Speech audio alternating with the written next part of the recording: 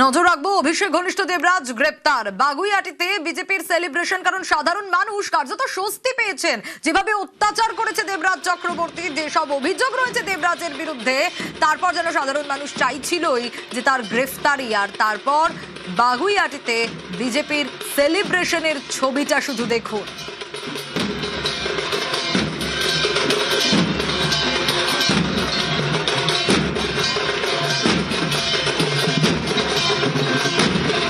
অভিষেক ঘনিষ্ঠ দেবরাজ গ্রেপ্তার, আর তাতে রীতিমতো ব্যান্ড পার্টি নিয়ে সেলিব্রেশন চলছে।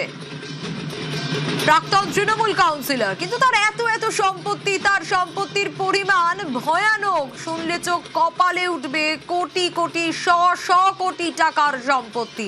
কিভাবে সম্ভব? একজন সামান্য কাউন্সিলর, তার এত সম্পত্তি কিভাবে হতে পারে?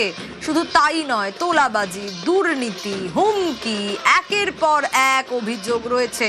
সাধারণ মানুষ তারা রীতিমতো বিরক্ত গোটা এলাকায়। এবং বাগুইআটিতে যখন গ্রেফতার দেবরাজ চক্রবর্তী সে খবর পৌঁছয়, সাধারণ মানুষের মনে তো উচ্ছ্বাস রয়েছে।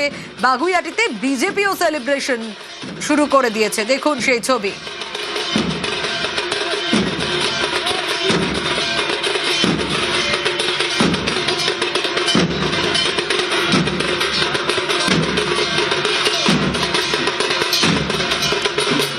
বিশ্বজিৎ রয়েছে আমার সঙ্গে। বিশ্বজিতের কাছ থেকে ছবিটা আরো একটু জানি। বিশ্বজিৎ, বাগুইআটিতে বিজেপির সেলিব্রেশনের ছবিটা আমরা দেখছিলাম। বিজেপি তো সেলিব্রেট করছে, সাধারণ মানুষ তারাও স্বস্তি পেয়েছে। এখনকার ছবিটা একটু তোমার কাছে দেখতে চাইবো। একদমই সেলিব্রেশন শুরু হয়ে গেছিল। এই মুহূর্তে প্রস্তুতি তুঙ্গে, এবং এই মুহূর্তে আমরা দেখছি যে বিধায়ক তরুণজ্যোতি তিওয়ারি তিনি সাংবাদিকদের সামনে কিছু বলছেন। আমরা সেই বক্তব্যে যাব। উইথ সার্টেন কন্ডিশনস তিনি বাগুইআটি থানা এলাকায় থাকতে পারবেন না, আরও কিছু কোনো উইটনেসকে ইনফ্লুয়েন্স করতে পারবেন না, আরও কিছু মামলা যদিও আছে, ইন ফিউচার ডিসাইড হবে। আমি প্রথম থেকে বলে এসলাম অদিতি মুন্সি জাস্ট একটা মুখোশ, আসল মুখ দেবরাজ। কিন্তু এটাও ফ্যাক্ট, সম্পত্তি অদিতির কাছেও ছিল, অদিতির নামেও ছিল, তার প্রমাণও দিয়েছি আমি। আজকে সাধারণ মানুষ এই সেলিব্রেশন রয়েছে। একটা মিডল ক্লাস মানুষ সেটা প্রপার্টি কিনবে, প্রত্যেকটা ফ্ল্যাটের দাম যদি স্কোয়ার ফিট অনুযায়ী 2 থেকে 300 টাকা বেড়ে যায়, কার লস বলুন তো? প্রত্যেক স্কোয়ার ফিটে যদি 2 থেকে 300 টাকা করে এক্সট্রা দিতে হয়, কার লস?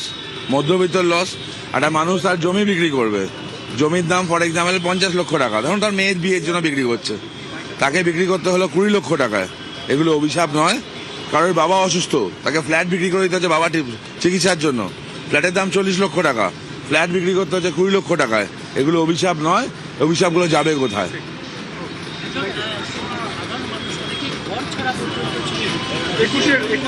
একুশের নির্বাচনের পর অনেকে ঘর ছাড়া ছিলেন। আমি আবার বলছি, যদি ধরুন রেজাল্টটা অন্য হতো, তৃণমূল কংগ্রেস ক্ষমতায় আসতো, ধরুন এখানে ধরুন বিজেপি হারতো, তাহলে এখানে যারা দাঁড়িয়ে আছেন না, এখানে অনেকের বডি পাওয়া যেত, শ্রাদ্ধ কাজ এতদিনে হয়ে যেত, এবং কুচি করে কাটা হতো। হ্যাঁ, শোয়াগুলো রাখা ছিল, এগুলো উদ্ধার হয়েছে, সেগুলো এই জন্যই তো ছিল। বাদ বাকি আরও খবর আছে। আমি পরিষ্কার বলছি, ইলেকশনের দিন আমার বাড়িতে চার্জ করার জন্য 8টা সকেট রেডি ছিল। 8টা সকেট আমার বাড়িতে চার্জ করার জন্য রেডি ছিল। ভাঙড়ের কিছু দুষ্কৃতীকে দিয়ে করানো হয়েছিল, তার খবর আমি পুলিশকে দিয়েছি অলরেডি। তারা পরবর্তীকালে প্রাণের ভয়ে বিভিন্ন মাধ্যমে যোগাযোগ করার চেষ্টা করে যে দাদা এরকম ছিল, আমাদের কিছু করবেন না। আপনি যদি বলেন ওগুলো আমরা উল্টো কাজ করে দিচ্ছি। দেখুন, ওই পলিটিক্স আমি করি না। আইনে ভরসা করি, আইনে শাসনে ভরসা করি, এবং আমি তাদের ডিটেলগুলো পুলিশকে দিয়েছিলাম। আশা করি বেশ কয়েকজন ধরাও পড়েছে। তো এরা সেই ওই একটা সুন্দর হাসি মুখের পিছনে কোন শয়তান লুকিয়ে আছে মানুষ জানে সেটা। রাজারহাট গোপালপুরের বিজেপি বিধায়ক তরুণজ্যোতি তিওয়ারি, তার বক্তব্য শোনাচ্ছিলাম আপনাদের। তিনিও সেখানে রয়েছেন এবং বাগুইআটিতে রীতিমতো সেলিব্রেশন চলছে। এই দেবরাজ চক্রবর্তী, সাধারণ মানুষ, বাগুইআটিবাসী যারা, তারাও রীতিমতো বিরক্ত। তার কারণ একের পর এক অভিযোগ তো রয়েছে এই দেবরাজের বিরুদ্ধে। যা করে বেরিয়েছে দেবরাজ, যেভাবে হুমকি দিয়েছে, যেভাবে তোলাবাজি করেছে বলে অভিযোগ, যেভাবে হুমকির অভিযোগ রয়েছে, যেভাবে দুর্নীতির অভিযোগ রয়েছে, তা ভয়াবহ।